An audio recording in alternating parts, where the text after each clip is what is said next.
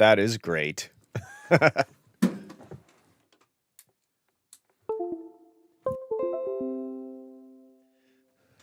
Hey, that's better. Although I'm not really surprised, and neither should you be. That was incredible. Okay. Hello.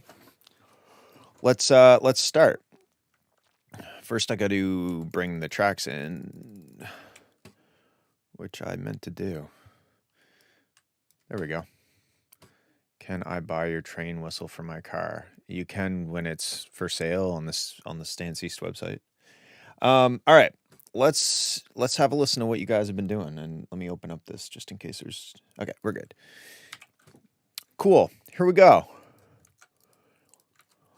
This one is by Lee Wan, I think. I don't know how to say that. Lei Wan, maybe? Never Ending. We've been crawling around this situation every moment since its very creation. I wanted you to keep me safe and sound, but what happens when no one's around? Sometimes I ask myself if I'm starting to lose my grip. Let bygones be bygones, and bygones be cursed. Don't you understand that it could always get worse? Trapped in your spine, and you're what I immerse. Another soul to discover, something lost to rehearse. Sometimes I ask myself, is this a one-sided relationship?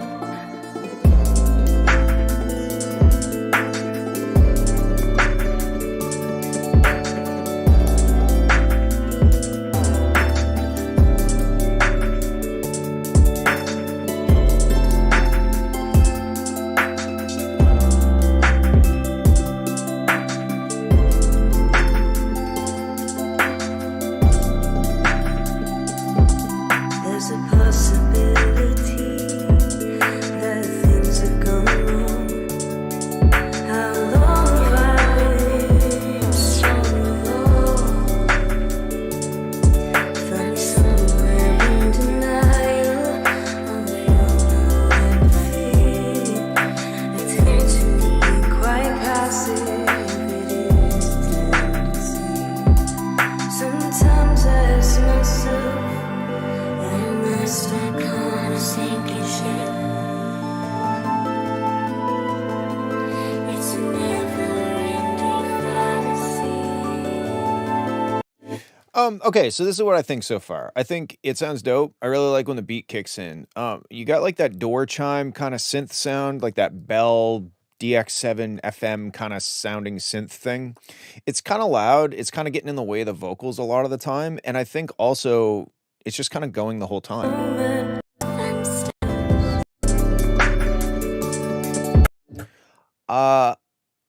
I think it would probably be good for you to take it out at some point, you know? Like maybe when her vocals come in towards the tail end of the beat. Things have gone wrong.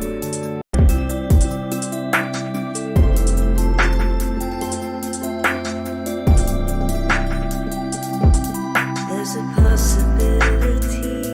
Like right there, you could strip it down to... Well, I mean, just take out that chimey sound. If you took out that chimey sound and just had like the beat going with... There's probably some other layers and stuff that I'm not... Possibility that things have gone wrong. I can't quite tell what's the chime and what's not the chime, but I think taking it out there is probably a good idea. That would do two things. It would give us a break from that chimey sound, and it would allow her vocals to come through a lot clearer. Because I don't know if her vocals need to be louder. I think they're just existing in the very similar area of the mix as that chimey sound, so they're kind of competing. And that's going to be challenging to mix your way out of. It's almost like, you know, you have a you have a car that makes 100 horsepower and you're trying to make 1,000 horsepower, it's probably easier to start with a car that makes 500 horsepower and make it 1,000 horsepower. That analogy makes sense to me, but I'm realizing it's probably not making sense to you. I think it's going to be hard to mix the vocals and that chimey thing together just by turning them up or down or EQing them a little bit because they're so similar in frequency response. So either pushing, maybe taking it out when her vocals really want to shine and then bringing it back when the vocals go away, that could be cool. And I think that section right there where her vocals come back with the beat, that could be a cool moment for you to pull that out and have it really stripped out and smooth and cool with just the vocals. Let's listen to the last part.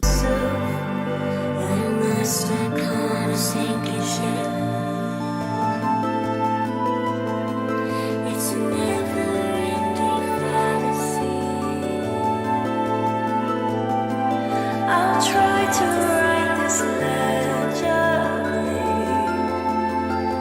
I wish the secret entity is kind enough to offer me cleansing.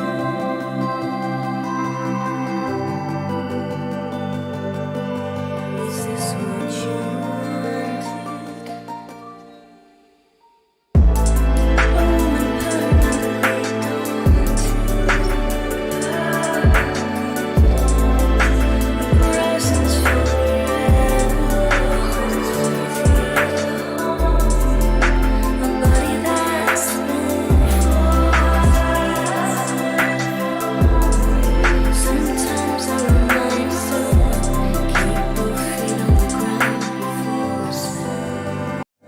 Yeah, overall, the vocals are really hard to hard to distinguish in the mix because she's singing very softly.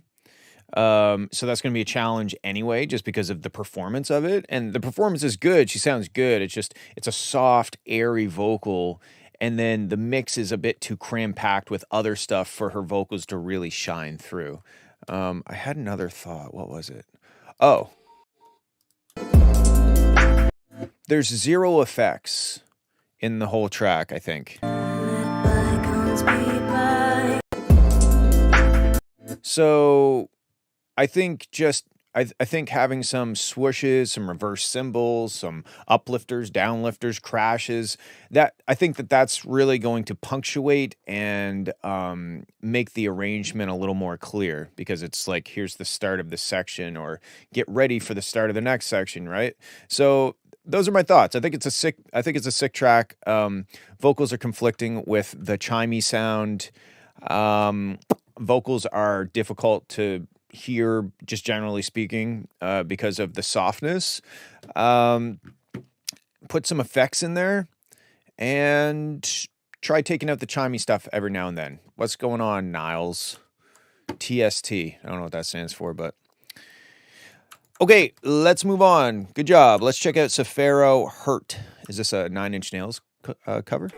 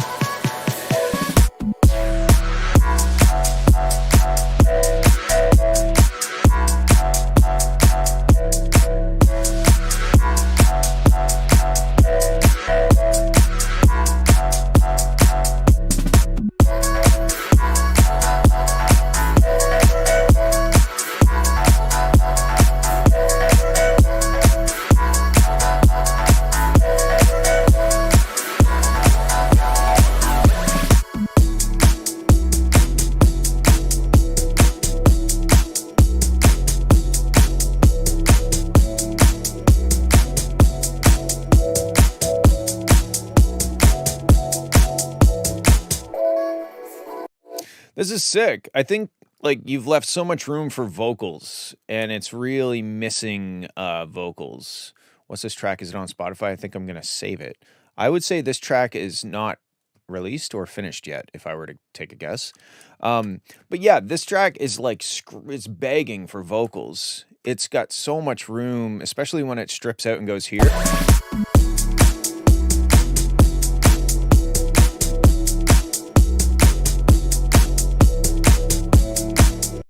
That's like it's just, I hope that you're planning on putting original vocals on it because that's what it deserves. Let's keep going.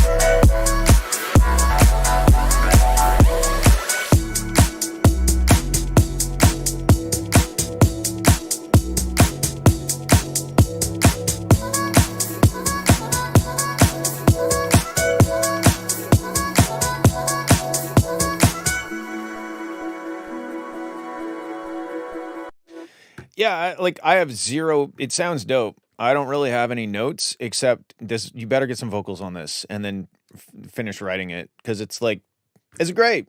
It's emotional. It's kind of bittersweet. It makes me feel, and that's great. So get some vocals. I would say it's Safaro. That's the artist name. Anyway, okay, cool. That's all I got. I mean, it needs vocals. The end. Easy. All right, Coder B5. Yeah, bruv, in it type beat. Okay.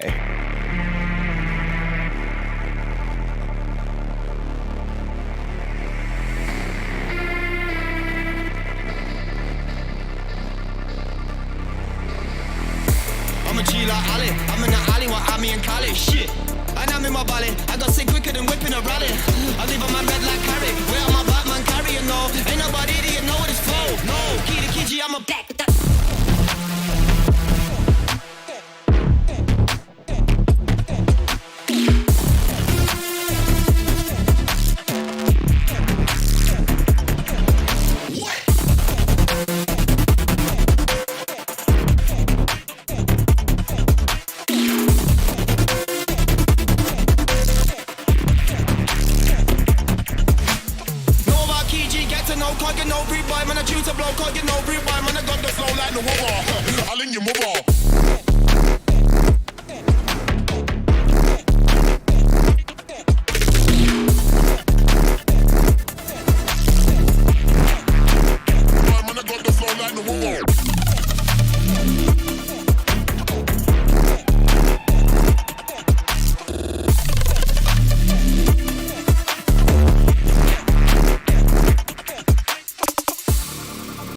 Okay, so far this is what I think. I think the beat is sick. I think the the drop section's dope. I like the rapping, but the rapping just kind of exists and then goes away for the entirety of the drop. So kind of like it's almost like you're sitting in your kitchen and the rapper is like outside rapping at you through the window. Like it just doesn't, the rapper, it just kind of feels like maybe like a like a splice rap or something, which whatever. But if you're going to use it, I would try to find like the hook in the rap and then use it in the drop a little, integrate it a little bit more into the drop. So it doesn't just feel like the rap is in before the drop and then it's done and then the drop happens and then the drop is done and then the rap happens again. It, make it feel a little bit more, integrated. You know what I mean? Also, I don't know about the clap. I mean, I don't hate it. It to me, the track kind of sounds like it's trying to go a bit harder than it actually is. I think all of your atmospheric sound design and shit is all very cool, but I feel like the drums aren't really smoking me in the face like they should be. And I think the clap is just a little too... It sounds like a clap you would use in the build-up. It just doesn't... I would probably do a snare or something, or at least try it. If you love that clap, then keep it. But I think you should at least try a snare. Like a I don't know, listen to some tracks that are in this style. Maybe they use that style of clap. But for me, when the clap hits, it's just kind of like a little like, yo, what's up? I'm a clap. And it's not like smack on my face. So that's kind of the problem I'm having with it. Okay, let's keep going. Oh, I clicked a button that I don't know if I've ever clicked before. Whatever the footprint button does. Anyway.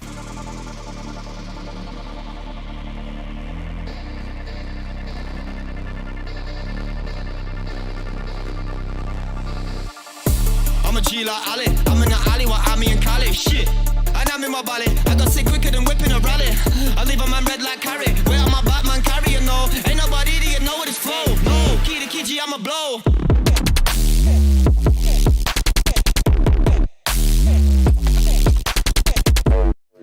So like right there, for example, if you had... Know what it's flow. No. Key to Kiji, I'm a blow. If you had like just it could be as simple as this. Wrong thing. Key to Kiji, I'm a blow.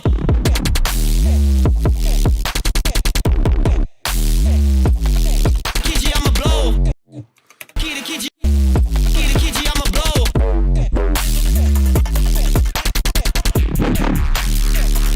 Key to Kiji, I'm a blow.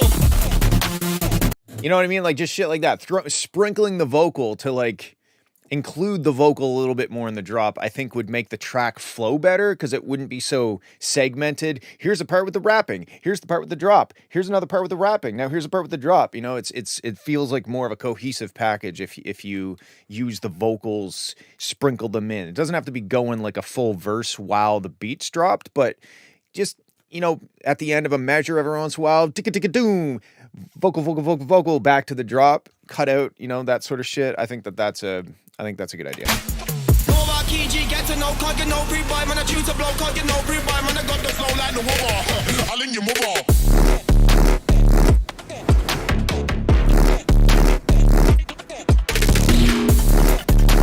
But you can really hear what I'm talking about with the clap here. Like, the clap is just kind of like a little additional sound in the background. I would probably have a snare and sidechain the shit to the snare because your sound design sounds dope, but the beat, it's almost like the track is just the synth and then everything else is underneath the synth. And I think the drums should be driving it a bit harder than it is currently. I wonder if I don't know what the tempo is.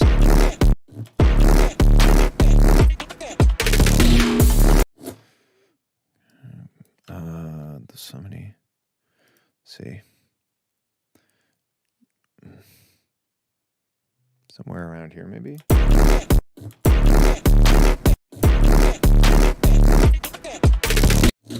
Oh God, I'm doing the thing where I'm like off by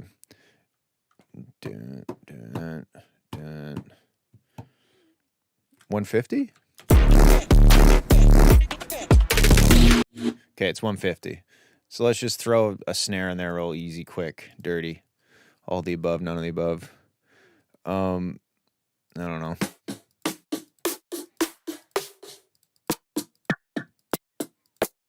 Man, those are minuscule snares. Microscopic. I don't know. Whatever. We'll use this one just because. I'll tune it up a bit. And then let's just sidechain it. Just to see. Just you know, have a little look-see, see what happens.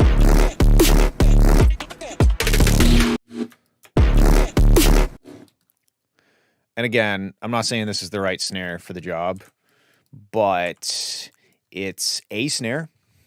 So that's good. Oh, and I don't know how to do music.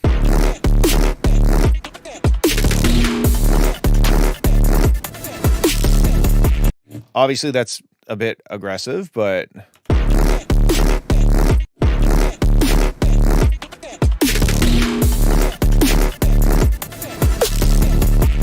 maybe even just maybe like a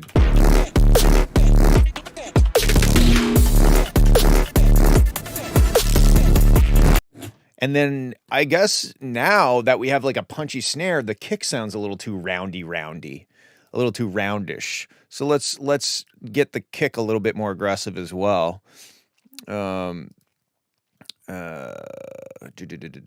kick. Even maybe just adding like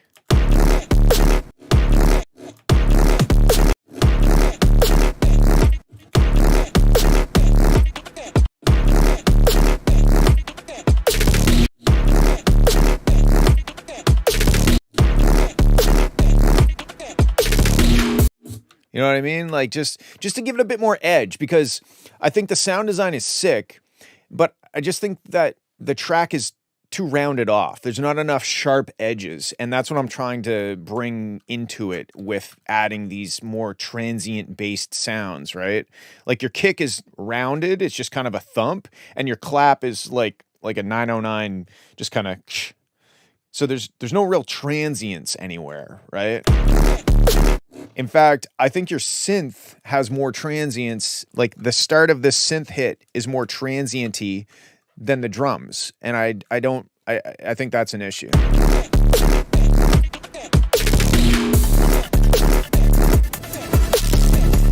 But yeah, I think it's sick. I think you've done a great job. I just think the drums should be a bit more edgy.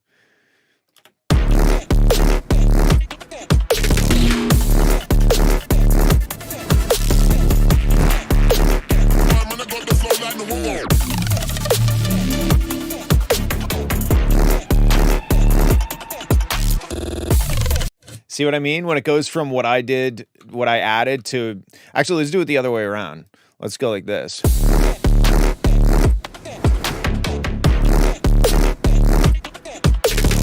And you could continue that philosophy into the percussion, just everything. Everything just needs a little bit more edge. So yeah, I think you killed it on the sound design.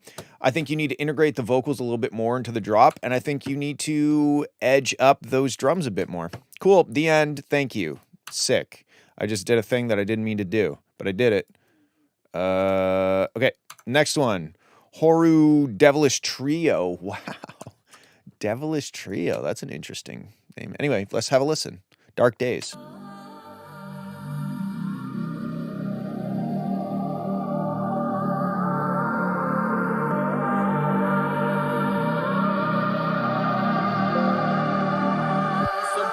On the scene, kicking fuck, don't give a fuck. No remorse, I show no love. Just close your eyes and feel the pain. Stuck inside a place that's cold, just a lost soul. Dwelling in the night, fuck with me, bro. And it's just another sacrifice. Use a hoe, and you know competition is at a low. Enemies, they left the breed. Opposition has been defeated. Bitch, we deep. No retreat when you fucking with this clique. Just a group. What determines playing order? I select all of the tracks and I drag them into FL, and FL determines the playing order.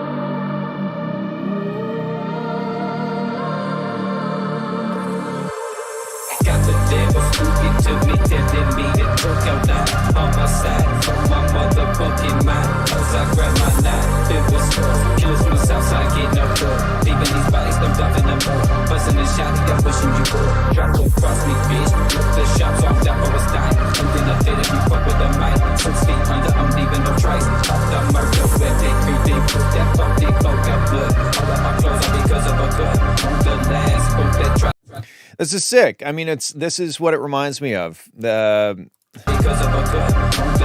Hold on. They were spooky to me, telling me to took out down on my side from my motherfucking mind. As I grab my knife, it was close. Kills from the south side, get no door. Leaving these bodies dumped up in the mud. Busting the shot, I'm wishing you would. Drop to cross me, bitch. Look the shots off, that I was dying. Something up there that we fuck with the mic. 6 feet under, I'm leaving no trace. Off the murder, web, they creepy. That funky folk got blood. All of my clothes are because of a cut. On the last boat that tried to call me, fuck with us. Big with the murderers. Bitch, we only young. In the flames, with the muddies, deadly stein. Put you in the shadow, right? The points to your head. Got this stanky cause you're dead. You could go, take my soul. Pulling my bitch, have no soul. Not cold, there's no hope. Put these blocking. Obviously, it's not cut to the beat like I cut the video to. I made the music for that video, and then I cut the edit, or I cut the video to the music. But like, this is very like car music, and I like it.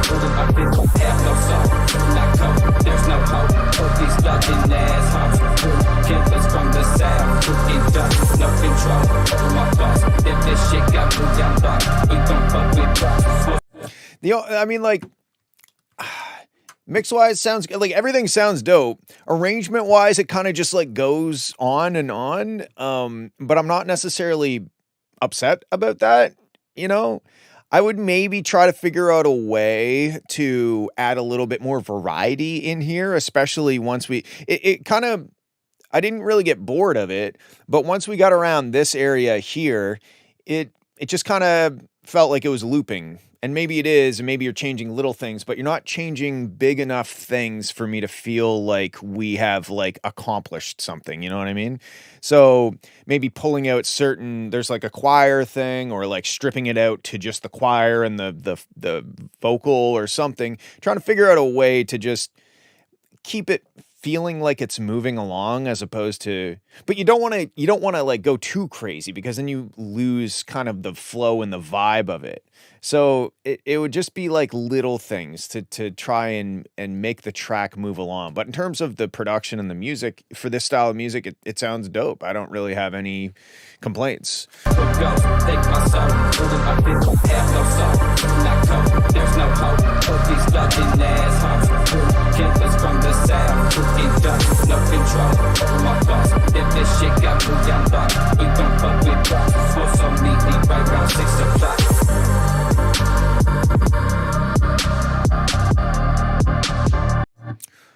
Every time I open Chrome, my camera freezes, which is so yeah, that's really all I got. Is hopefully my face comes back. There we go. That's all I really. I think it's a sick like car edit video. I think it just gets a little stagnant at around this area. It just kind of feels like, okay, I've heard all of this a few times, so I'm ready for something slightly different or slightly more, you know, even just like adding in a percussive loop or taking out a percussive loop or adding in some other element, you know, just to make it a little bit more retaining my attention, if that makes sense. Anyway, I did just want to show you this this video that we I make weekly videos on Stancy's Garage here, and this was a Civic that I tuned, but we recorded probably 50 or 60% of this whole video Saturday. Then I went home Saturday, wrote this intro track, which I kind of fucked the start up a little bit. There's too much vinyl hiss, and like edited the whole video Saturday night and Sunday morning and put it out Sunday. It was a lot of work, but anyway. We'll do some polls on the... And clover being green is something I've never seen. 'Cause I was born to be blue.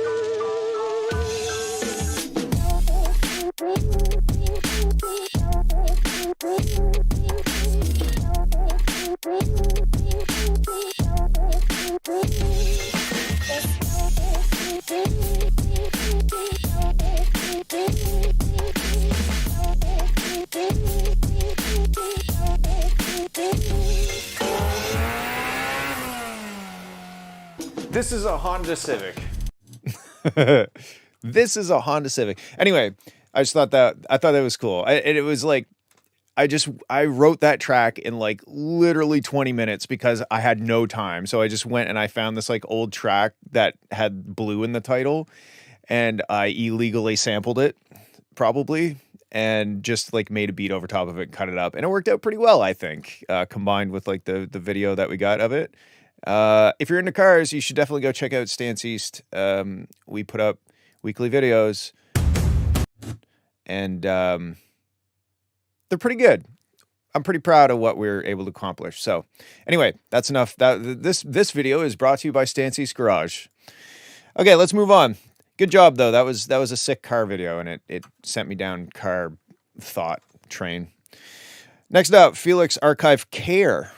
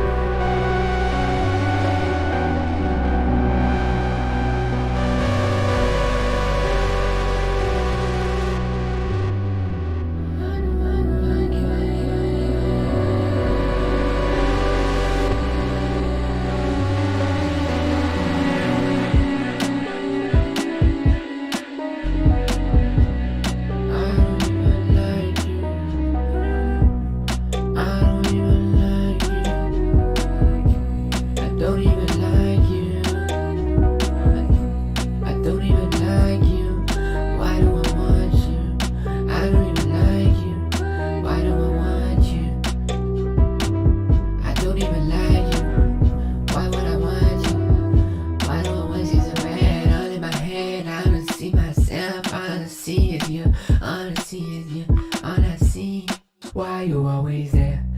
I don't see you care. Still you're always there. Always on my mind, in my head. If you went there, I could sleep in bed, but instead I'm awake and I can't get your breath. Like you always by myself. Want you by myself, but I'm never there. All I see is blurry. Why you always there? I don't see you care. Still you're always there. Always on my mind, in my head. If you went there, I could sleep in bed, but instead I'm awake and I can't get your breath. Like you always by myself. Want you by myself, but want you by myself, but I'm never there. Why are you still here? I know you don't care. Why do I still care? See you in the mirror.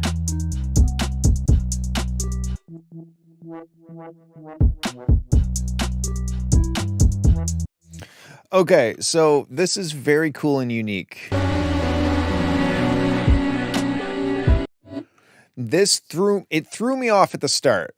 I like the weird modal change between like the major and minor thing, but the way that this kind of just blended in, it almost sounds like a bad DJ mix or something. I think what you did right there is a better way to get into the song. So like line that up, and then let's try. Well, because like see all this bleed over from the intro, which is super cool. Not the bleed over, but the intro. I think that's an issue. Like, what if it went like this instead?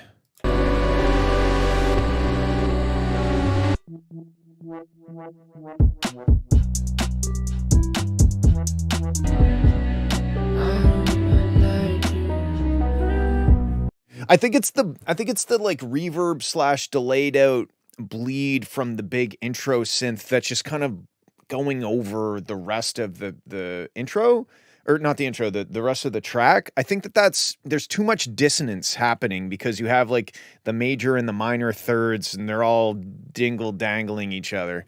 So I think it would be way cooler if you did what I just did, where you build it up, it gets all messy, and then it's... Let me try to line it up again here real quick. Did I do it? I think I did. I think your little the little womp womp womp womp synth is too little. I think it should be bigger or louder. So what I'll do is I'll do this, and I'll cut this, and then where does the actual beat start?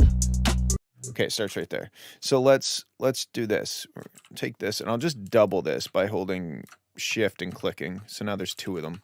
So twice as loud. Okay, now let's listen.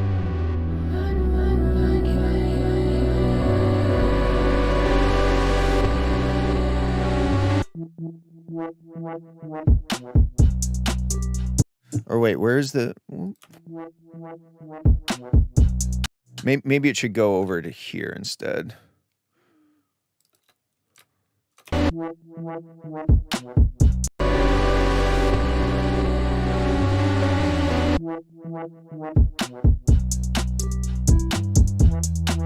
And then obviously come in with your vocals and stuff. I'm just using that section because it doesn't have the bleed over.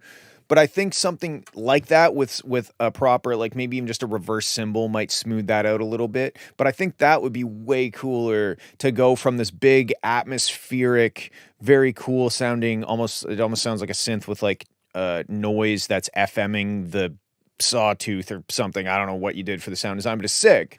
Have it all big and atmospheric and messy, and then right down to womp womp womp womp boom, and then into the beat with the vocal. I think that would be sick. Okay, let's keep going. Where did I stop? Right here.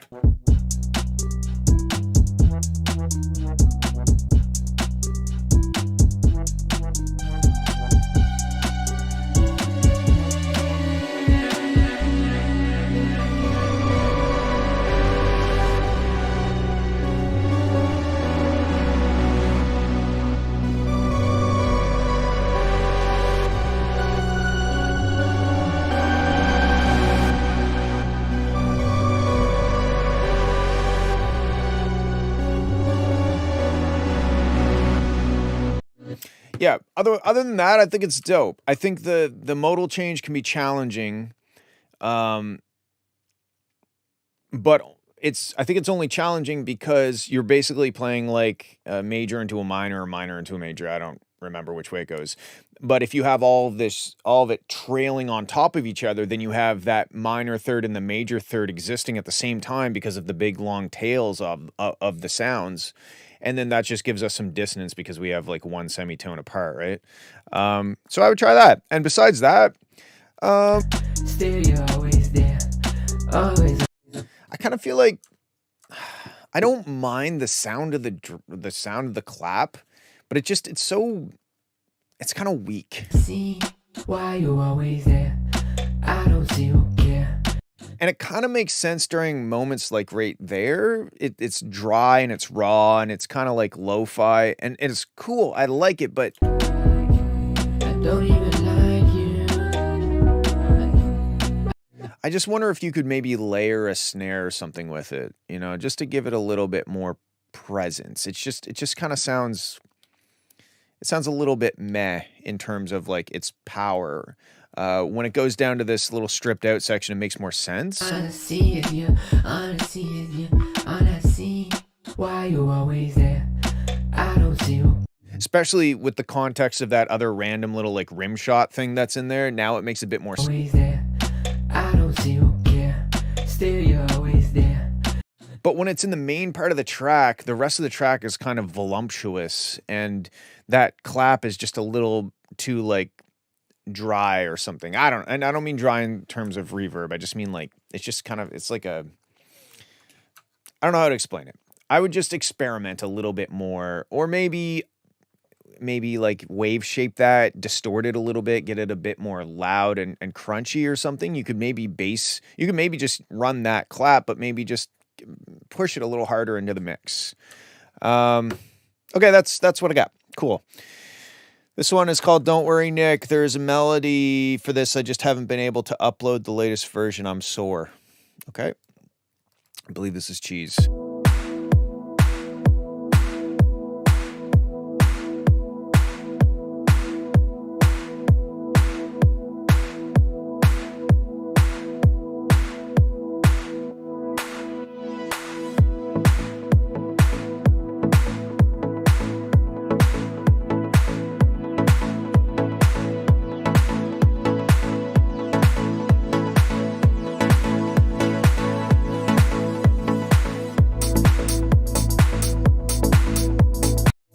So a couple things right off the top. The clap is it's a bit aggressive for what's happening. It might make sense later in the track.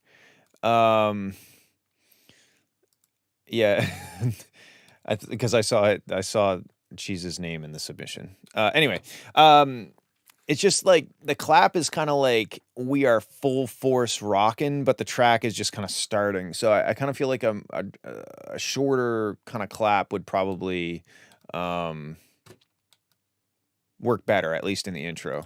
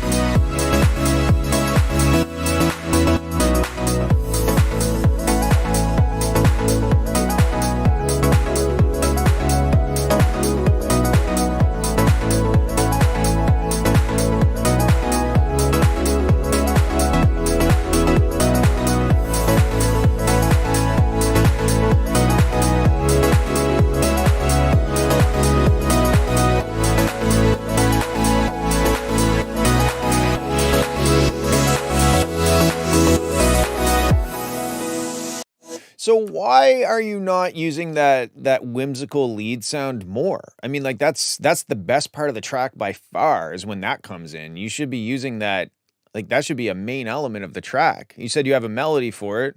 I don't think that that's a melody per se, but it's certainly it's more than chords and drums. So that's great. But when that came in, I was like, oh, this is all of a sudden good. You know, like until then I was like, all right, we got some cool chords and some cool drums. I think your swooshes are a bit loud. They like when it was building up, it kind of got a little hard on the ears right at the end. So I'd probably turn that down. And I'm not in love with the top drums. The putikikatu, like the I don't know. It feels a little forced or something. Like the rhythm doesn't feel natural. The one shots that are being played, maybe they're like too unrelated to each other sonically, so they don't feel like they're making a sentence. Like if each of them are words, it doesn't feel like a sentence. It just feels like 4 words, if that makes sense. Like when you build your top drums, they should form a phrase. So even if you had like 4 different hi-hat shakers, etc., chicka chicka sounds, when you play them, they should feel like a sentence or a phrase, but this kind of just feels like individual words that come after each other. So it doesn't necessarily flow that well. I would maybe keep the upbeat 8th note hi-hat and then just try to find like a housey kind of shaker loop or something that would have a bit more continuity in it or a little bit more cohesion. But yeah, I mean, the biggest thing here is like why like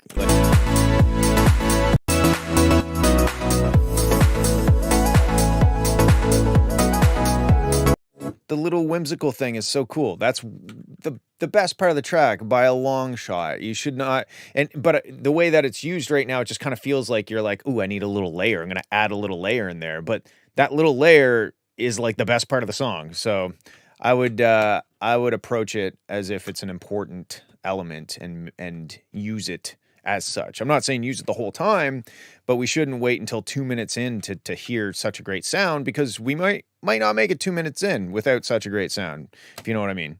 Okay, that's what I got. Very cool. Put a melody in it and send it again. Next up, oral, I think is how you say that. Regards, girls, 2025.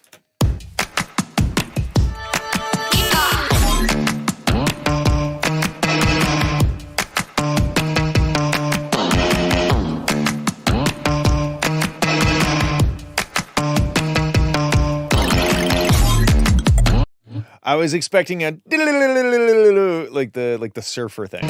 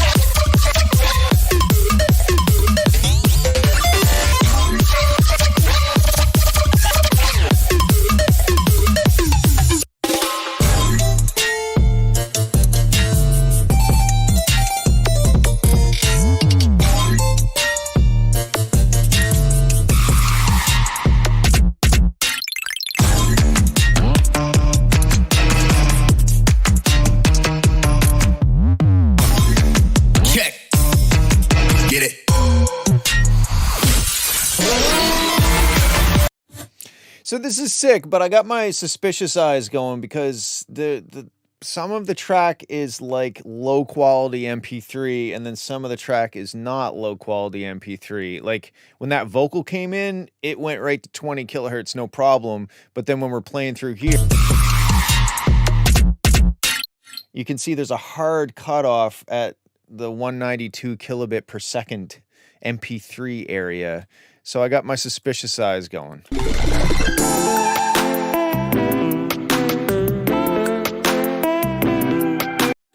Well, I don't know if samples, I don't think that really, unless every sample they used was 192.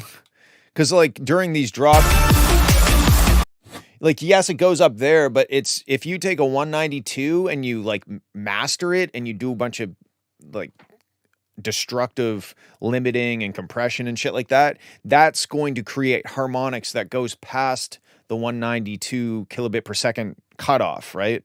So if I could take a shitty MP3 that only goes up to 16 kilohertz and just straight up distort it and then render it out, and it's going to go up to 20 kilohertz if I render it as a 320 kilobit per second.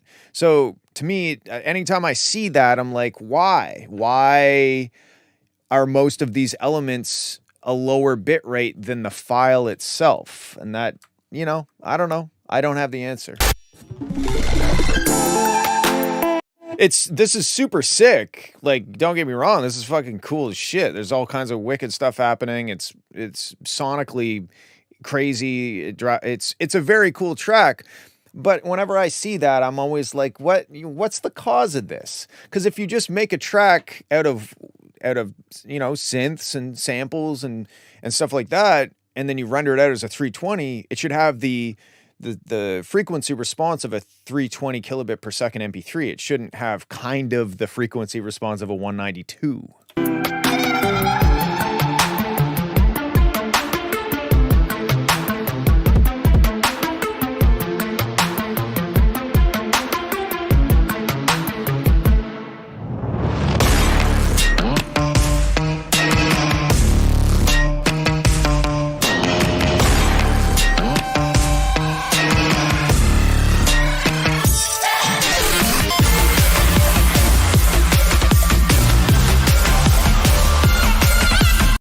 See what I mean? Like this should go right up into like radio frequencies.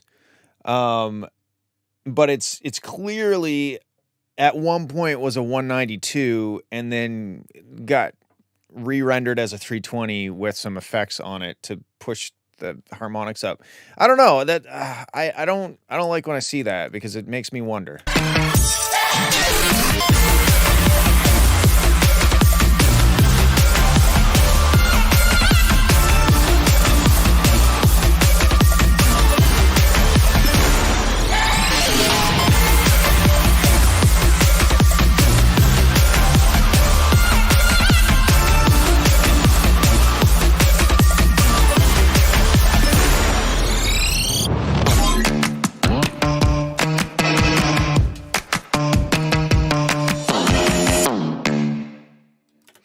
Like in terms of feedback for this track, I think it's sick. It's cool. I don't really have any feedback, but I would definitely want to know why it looks like that on the Spectrum analyzer, and if it is a bunch of samples from like YouTube or something, it is what it is. But if it's a rendering problem or something, I don't know. I don't know what to say, I guess. The track is sick. The production is crazy. It kind of reminds me of some like Savant stuff. Does it really matter that it looks like that? It matters because I'm curious. I'm not trying to accuse anybody of anything, but I don't want to spend a bunch of time going through and analyzing something if it's pulled from something else. So when I see a 320 kilobyte or kilobit per second MP3 that has the sonic signature of a 192, it just makes me a little suspicious. And again, I'm not trying to accuse anybody of anything. There could be a perfectly good explanation for that. But that's where my mind goes, to be perfectly honest with you. Because in the past, we've had people submit stuff that's just been, ripped off of YouTube, and it looks like that. Again, not trying to accuse anybody. That it could just be a rendering issue or something, But that's why. Does it matter what it looks like on the Spectrum if it sounds good? No. The only thing that matters is how does it sound. But I can hear it breaking up in the top end a little bit because you can hear the difference between a 192 and a wave, or a 192 and a 320. A 192 is not hard to hear the difference. It's just kind of unclear in the top end. It's got kind of like almost like a satin finish to it. Like there's not as much detail in the very high frequency range of the song, and I can hear that, especially in this like super cool hard style kind of section.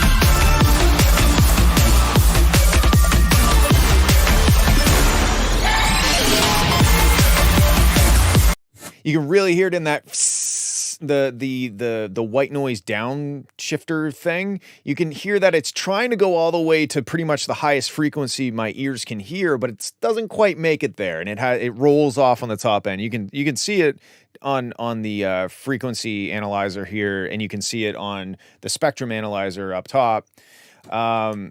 Anyway, again, Oral, I really am not trying to accuse you of ripping anything off. But that's just where my head goes when I see that sort of frequency response. The track is sick. If this is that was dramatic. That's funny. If this is a completely original production, you fucking killed it. You did a great job. Figure out why the hell it's not going past 16 kilohertz, and it's great. I don't think I would change anything. It sounds dope. But anyway, that's just where my head's at, I'm being honest, and that's what it makes me think of. Cool. Let's move on. Aiden Dodge, In Your Arms, co-produced by Divert.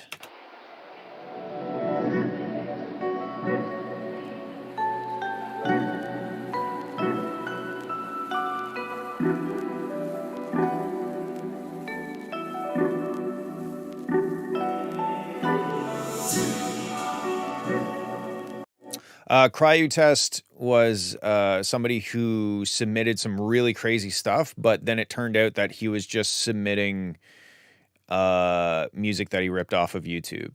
I mean, like Oral, maybe they had an old project that they rendered as 192. They couldn't get the project file to work again, so they took that and then they brought it into a new project and try to spruce it up, try to make it sound better. Like that's a plausible explanation for why it looks like that on the scope. If you render something out as a 192 and then the project gets corrupted and all you have is the 192 MP3 and you want to try to fucking save it, then you might load that 192 into a new project as a shitty MP3 and try to like remaster it and get some of that information back. But you're never going to get that top information that's lost in the compression of the MP3. So that's why I'm not trying to accuse anybody of anything. There could be an explanation, but they're not in the stream right now, I imagine, because they haven't said anything. So we don't know. Anyway, let's move on. Here we go.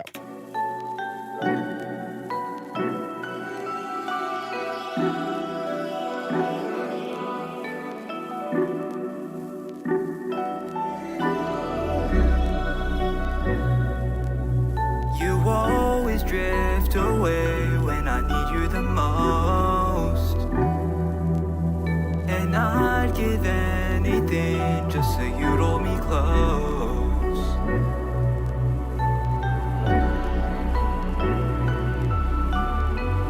Try to keep me in the dark, I just wanna be in your arms.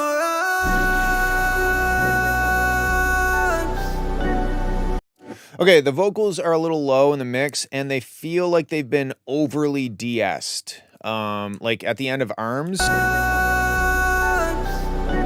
it almost sounds like you have a bit of a lisp, and that's usually a telltale sign that you went too aggressive on the de-essing, because the S is trying to come through, but the de-esser is saying no, and then it turns into more of a TH sound.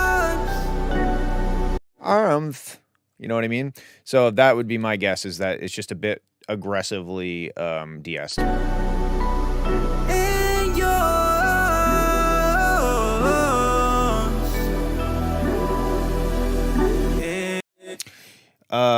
Under the threshold of what? The de-esser? Then why are you using the de-esser? There's something causing your S's to be subdued, because it doesn't sound like you're saying arms. It sounds more like you're saying armth.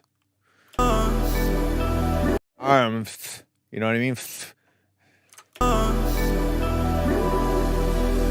In your arms. Oh baby, won't you be the key to my heart? I've kept it shut too long, now I need it unlocked. Your warmth on my skin's why I'm staying alive. Or if you're using Soothe or some other dynamic, frequency-based dynamic, I don't think it's the way you fucking pronounce them. I think you should go through your signal chain, and I bet you if you turn off all of your dynamics, you probably would notice that the S's are getting fucked. It sounds like the S's are getting fucked by some plugin. No, you gotta submit something I can load into FL Studio. The UA hemisphere. Yeah, like there's something, I'm telling you, dude, like I can almost guarantee you've got something on your vocals that are trying, it's trying its best to like reduce the S sounds, and it's going too far. I would be extremely surprised if you pronounced arms, armth. And I know you hear me calling from miles away. I just wish that you and I could speak face to face. Even face, like it's not just one word. It's like every time there's an S. Faith, like it's like anyway, whatever. All I'm saying is I've listened to a lot of music and a lot of vocals, and I've mixed a lot of vocals over the past 20 some years, and I've done this, and I've released songs where I've done this, and I'm telling you, there's something that's fucking your S's. Try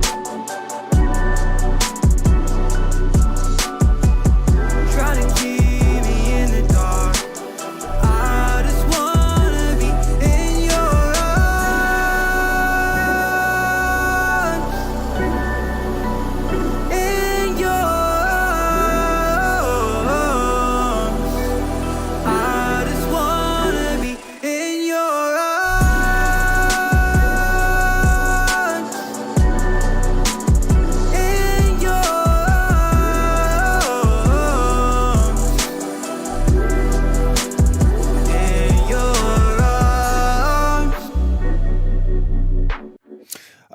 And yeah, like the mix, the instrumental mix sounds dope, but the vocals are just, they're underneath it. It's almost like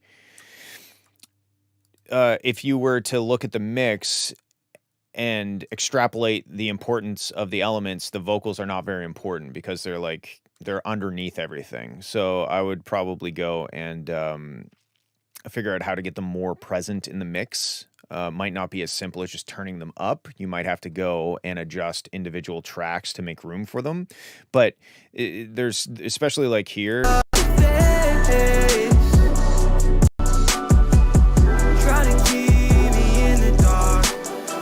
Like, try to keep me in the dark. I can understand the words. Like, they're not inaudible, but they just don't sound like they're. No, I would never do that. That is one of the few times that I would say to never do something, and that is one of them. You got to get a little. That would just be weird. It would just feel like there was a compressor misbehaving in the master bus or something if you did that. So it's more. You've got like this like electric piano kind of bling or whatever. Maybe it's a sample or something. It's very, it's kind of, it's sneaky. It doesn't seem like it's that loud, but it's fucking loud. And it's also kind of making, it's like masking the vocals. Other producers have told me I can do it lightly. All right. Well, I mean, you can do whatever you want, but I would never, ever do that. And that's just me. So take it with a grain of salt. And try it, see what it sounds like. If you like it, then do it. But again, in my opinion, I wouldn't do that. It's not musical, because normally a compressor reacts to rhythm and like in terms of the instrumental. I've done it with a lot of my songs. That again does not change the way I feel. But anyway, you do you. I'll give you my opinion, and you can take all the opinions and chew them up and then come out with your own opinion. You can sidechain the instruments to the vocals. So, like, if you're talking, because I think you said sidechain the instrumental to the vocals, but maybe you said sidechain the instruments to the vocals. Maybe. Like, I would 100% not ever sidechain the instrumental to the vocal, and I would 98.9% never sidechain an instrument to the vocals. I would find a more natural sounding solution, because if you ever hear like a radio DJ talking and the track ducks down while they're talking and comes back up, that's basically what you're talking about doing. And it sounds good in that situation because it just sounds like he's grabbing the volume fader, turning it down and talking and then turning it back up. But it doesn't really make sense it's kind of like a shortcut that it's lazy. It's not refined. It's just kind of like a Band-Aid. If the better thing to do is listen to each individual track and figure out what the problem is and solve the problem. And that could be mixing. That could maybe be certain sections of the track where you're singing a little lower. Maybe you pull out a whole element. You take the element out so that the vocal can really shine, and then you bring the vocal back in. That's the same exact. Yeah, I don't think it's a good practice. You do anything, do everything, try it, fuck it. But at the end of the day, if you want my opinion, I would never do that.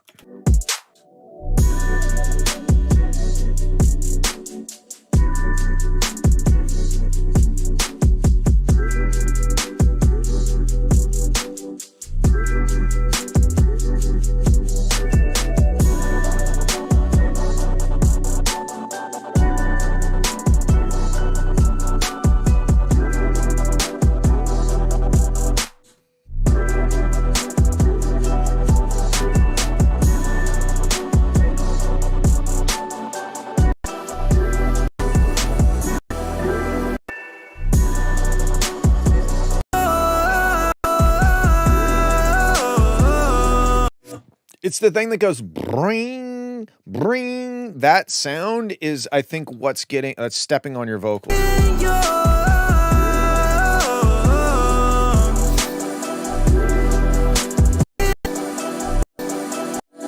So it could be as simple as if you look at your project and say you have like, I don't know, maybe like 6 or 7 or maybe 10 elements that are all happening on top of each other to create this lush instrumental. It might be as simple as taking 2 or 3 of those elements out during certain sections so that the vocals have more room to breathe.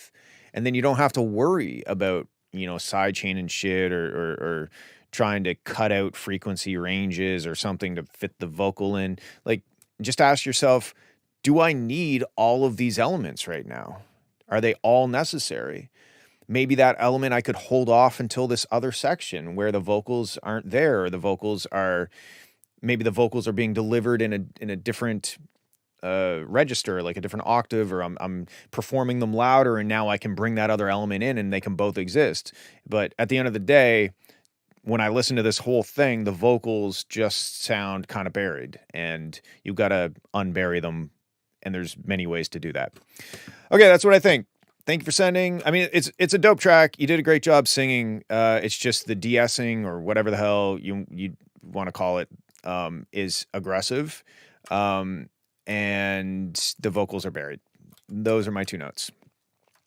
Okay, next up, The Fox on Stilts. Starburst Sky. That's an interesting name. That sounds like a book title or something.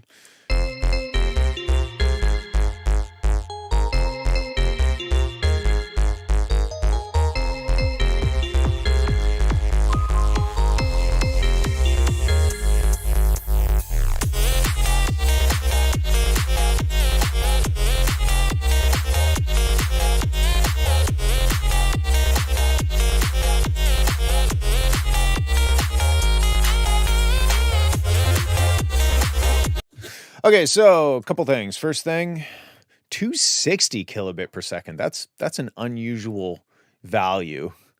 Like if you're going to do 260, why not 320?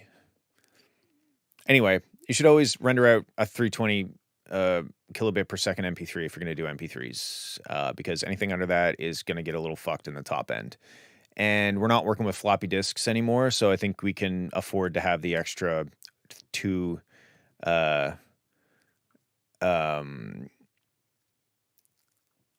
megabytes. Wow, my brain just turned off. Okay, anyway, besides that, that's an easy fix.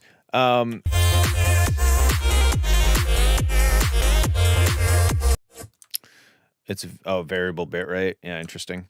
Anyway, so in terms of the track is actually pretty fucking cool. No problem, dude. The kick drum is like, it feels like high passed. Like when the kick drum hits, the bass just gets sucked out of the track every time.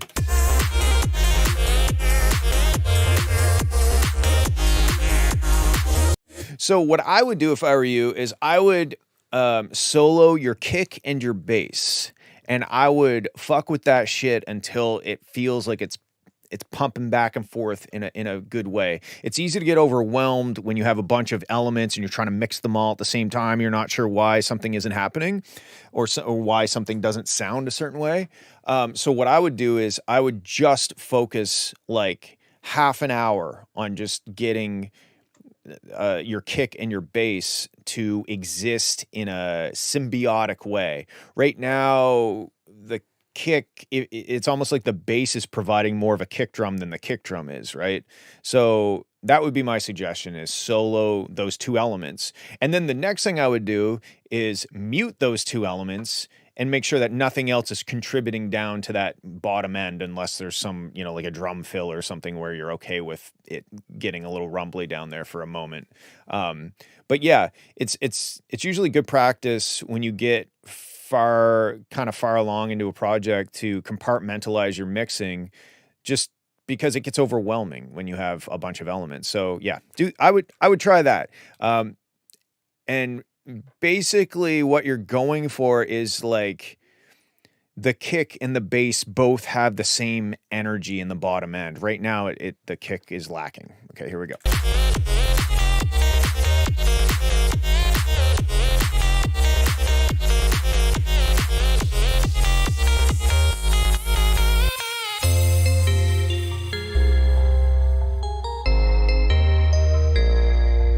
And then I'm not sure why. I mean, maybe this comes down to the variable bit rate. I've never really done anything with variable bit rate, so I understand the idea behind it, but I don't have any experience. But like, it gets kind of like dull in the top end here.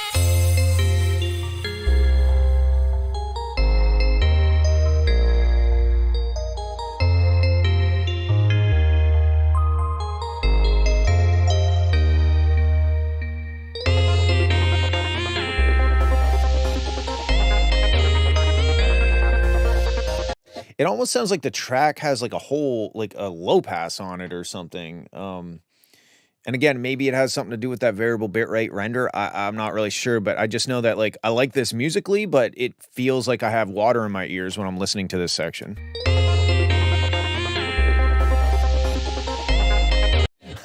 And then you get this one element that all of a sudden just punches through that weird wall. So I'm not sure what's causing that wall, but those elements feel very dull. And then you get that little like.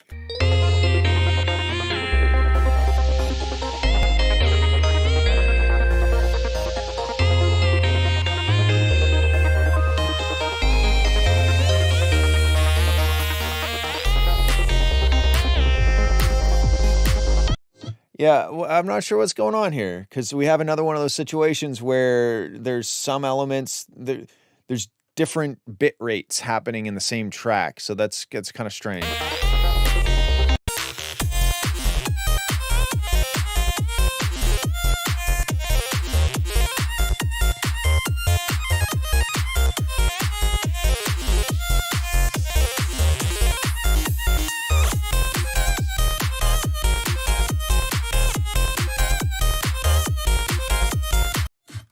Dude, this is sick though. Set lower Nyquist.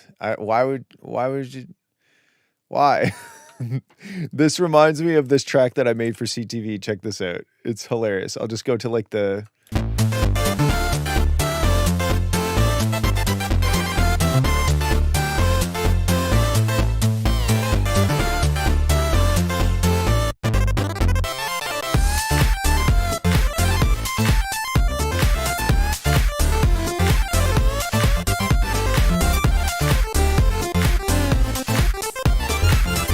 Like that, it's so funny. It's so.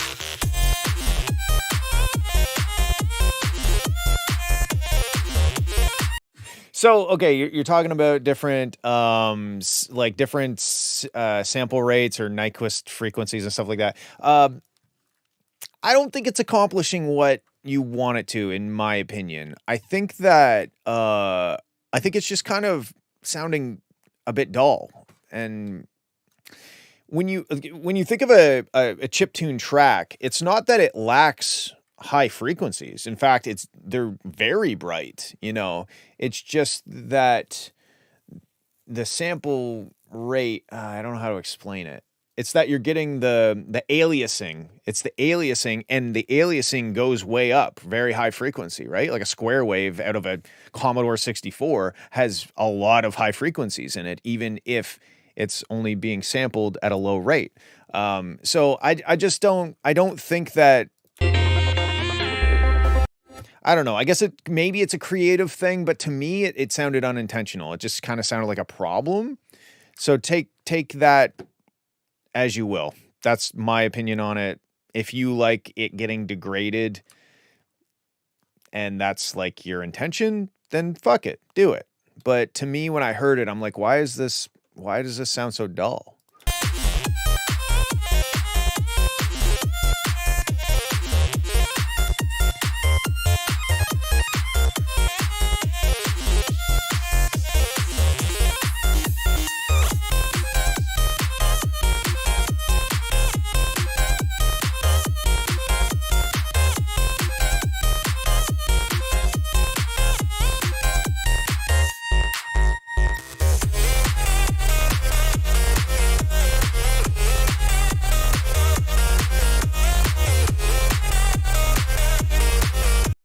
Yeah, this is dope. I love chip tunes, and this is a great track. I think that the biggest thing is like the lack of power in the kick drum, the lack of depth in the kick drum. Because if I go and open up Ozone and we just solo the very bottom end and listen.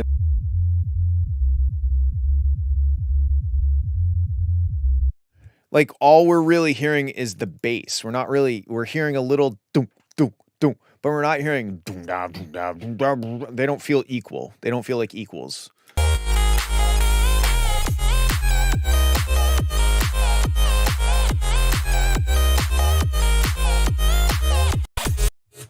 You can actually see it right here because I think this is your kick drum. Oh, can you not do that, FL? Yeah, okay. So, like, this is your kick drum, and this is your bass. Like, you can visually see how it doesn't quite stack up in terms of, like, power, you know? If I make these the same.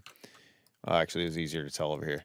So, yeah, that's my biggest thing. And then I would rethink the degraded thing. I think if you're going to do it, maybe instead of rolling off the top frequencies, you do more of a, like, where's my mixer? Where did you go, mixer? Okay, I guess I'll have to click the button. There we go. I would do more of like this kind of thing. E, there it is. Like, you know.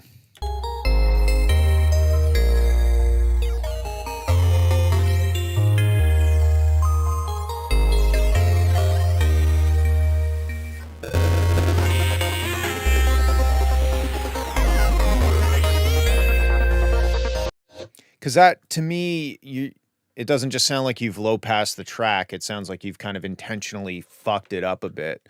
Anyway, that's what I think. Biggest thing, kick drum. Like, I don't mind the sound of the transient of the kick, but there's just not enough beef in it. So another thing you could do is solo the bass synth, just a little section of it, render it out, and then solo the kick drum, render, well, you wouldn't even have to do that. Just bring that bass back in and just compare the two. And you'll see that the kick is just not stepping up to the plate like the bass is. Anyway, that's what I got for you. Good job. I love it. It's a sick chip tune track. I would just try to fix some of those issues. Okay, next up, Tact. ID, oh my lord, they found out about Harmer's image to sound capability. Oh, fucking great. Here we go.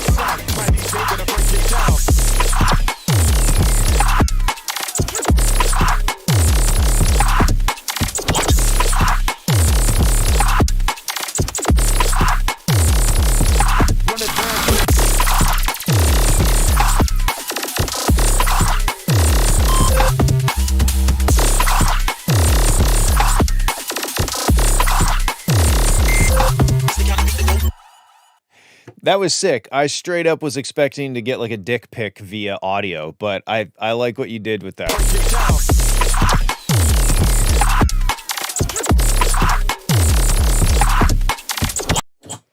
I don't know what to tell you. This is it sounds like the start of something very cool.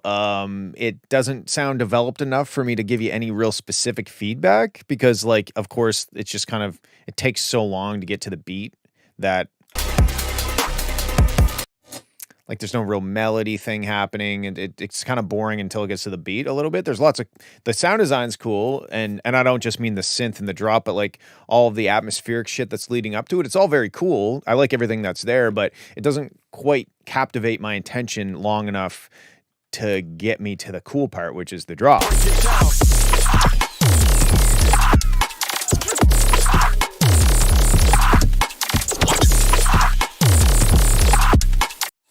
I would probably, I guess the only real piece of advice I think I have for you at this point is you kind of have like a big kick drum at the start. And then again here. So you kind of just have a kick once per bar. And I would probably try to sneak in a couple other kicks. I don't think you need to have a do, cat, do. Like, it doesn't have to be super busy. But I think you have like these kind of little kind of kicks happening in the percussion. Like right here. Do.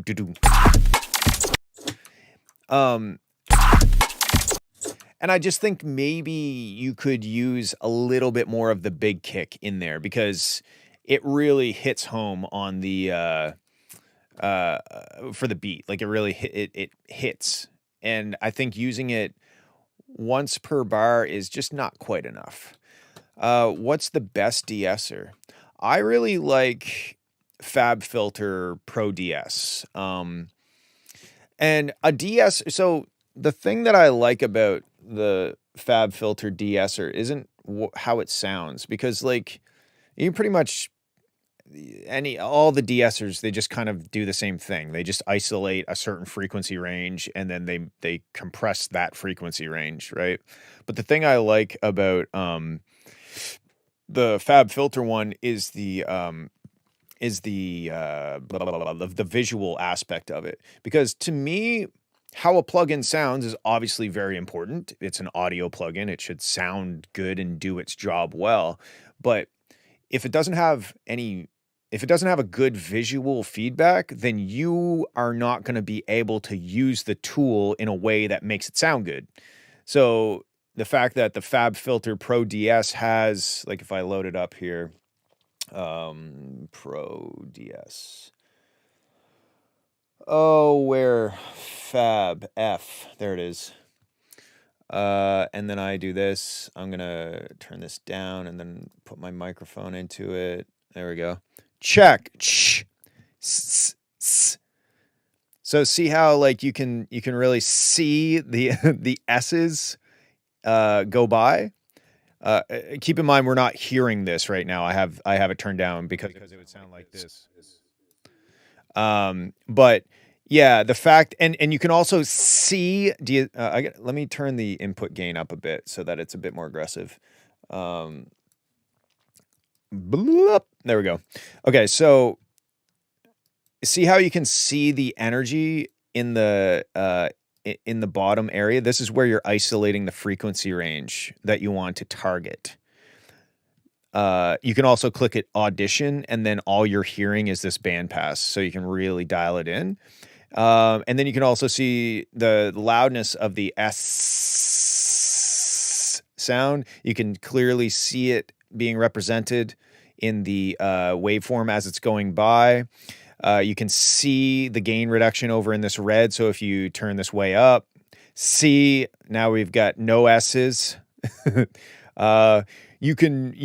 all kinds of different modes, but to me, a plugin is only as good as your ability to use it. So if you don't get good visual feedback, and you're only relying on your ears, unless you have good ears to begin with, then, like experienced ears, then it's going to be kind of challenging to use that plugin in a meaningful way. So that is why I like the FabFilter. I actually like the FabFilter everything for that reason, because even like the compressor is the same way, right? I don't have my vocal going through anymore. Check. Forgot to turn it down. Yeah. So now I can see the waveform going by. I can change this threshold. I can see what it's doing.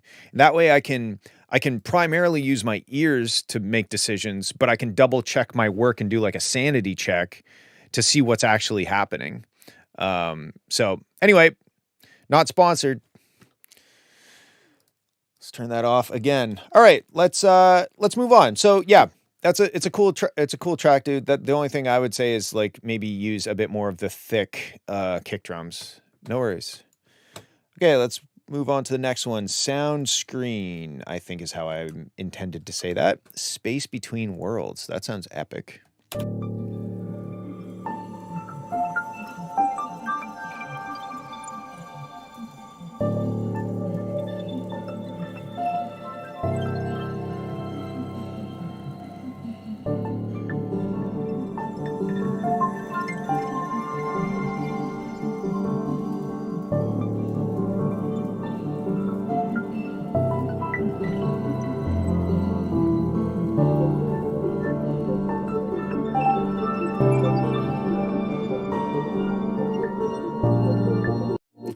Rayham, did you find the track? I'm telling you, dude. I'm like fucking CSI over here. Thank you for finding that. What'd you do, Shazam it? I was thinking about Shazamming it, but I was like, I don't actually care that much.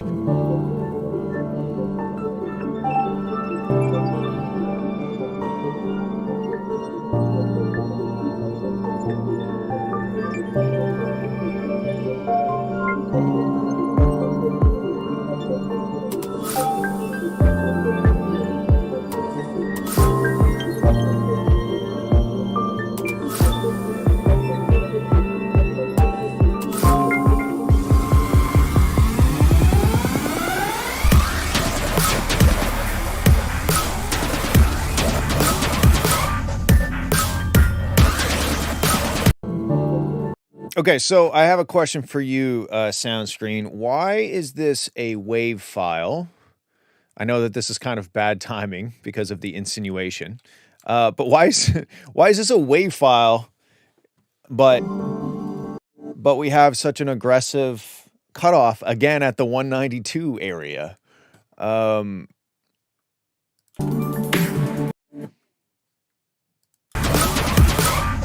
You can kind of see how it's all like pixelated in the top end there. Like that's very indicative of an MP3, but the track that you sent in was a WAV. MP3 to WAV converter. I exported it as a WAV, then converted it to an MP3, and then what did you do? Convert it back to a WAV? Because the file that you sent was a WAV, was it not? Oh wait, maybe I looked at the wrong one. Oh, sorry. Okay, sorry. I was looking at the wrong track. Okay, so now I've switched my approach to shaming you for sending me a 192. You're getting added. MS Paint. The track sounds sick so far, though. I like I like all the atmosphere, but I am required by law to publicly shame you for sending me a 192. So we're just gonna get that over with real quick. Let's keep the track playing while I do that. Oh wait, I think I skipped.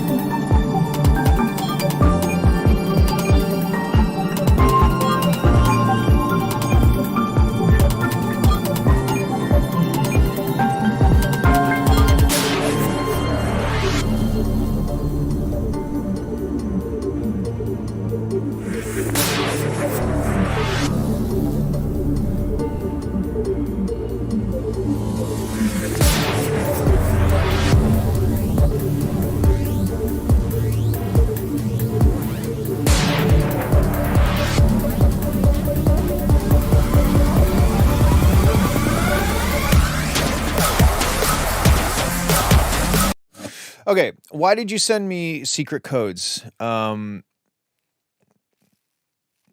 curious. So here's what I think about the track. I know I've been talking about everything except the track. I think that all of your soundscapey stuff is dope, but when you get to the drop sections or like the kind of dubsteppy stuff, it's not very tonal. Like it's just kind of like noise.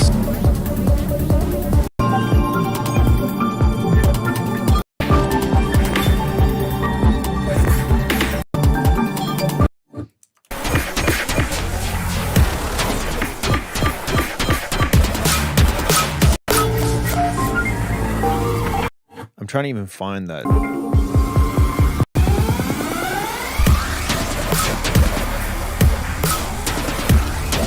Yeah, so like if we listen to this, I don't really know what note is being played. It's just kind of like noise that's being played rhythmically. And there's also not much of like a distinction anything to distinguish between the drop and the stuff that came before the drop. It's just all kind of airy and atmospheric, and now we just kind of have dubstep drums, but it's still kind of big and airy and messy and soundscapey and atmospheric. So I like the track, but I don't like the dubstep parts. They just don't quite hit hard enough, or it's not even hitting hard enough. That's the problem. If I go to the master bus and I solo like the bass, like the sub bass, I don't think we're going to hear much of a note.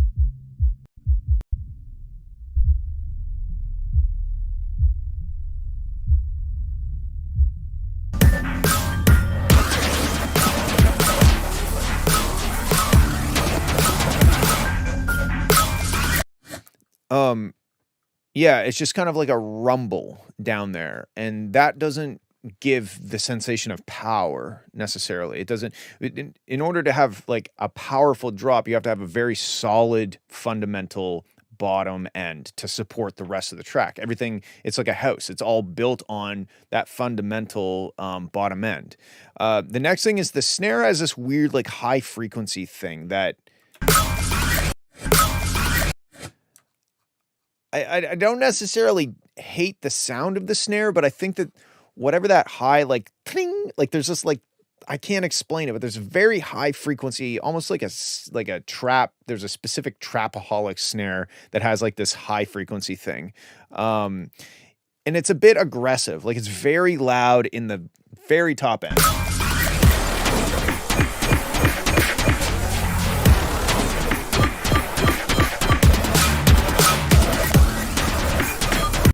So what I would say is, it sounds to me like you're approaching the drop in the same way that you are approaching the atmospheric sections, and that doesn't really work, right? You've got kind of like doom da da da da da da da da da da da. You got like this rhythm thing going that's cool, but then you also just have this big swirly atmosphere that's also happening, and it's kind of sounding like a dubstep beat that got flushed down a toilet. Like it's all swirly and atmospheric. I'm not getting the da da da da da da da da. Da, da, da, da, da, da. Like there's a cool rhythm in there, but it's not hitting me. I can like hear it, but I'm not feeling it because there's so much other stuff going on that has nothing to do with the da da da da da da da da da.